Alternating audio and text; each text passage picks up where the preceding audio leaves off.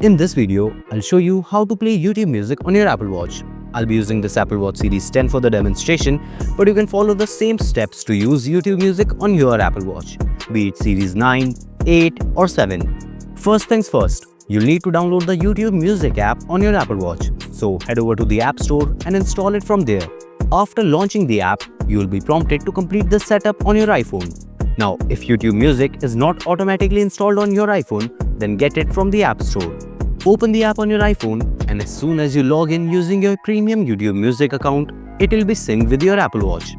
You can play, pause, skip tracks, basically control the music playback from your Apple Watch.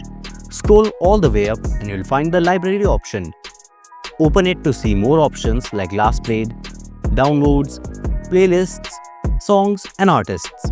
All the songs that you'll download on the YouTube Music mobile app will be visible on your Apple Watch too. However, it's basically useless as you won't be able to use YouTube Music on your Apple Watch without being connected to your iPhone. The YouTube Music app on your Apple Watch only functions as a media controller for the YouTube Music app on your iPhone.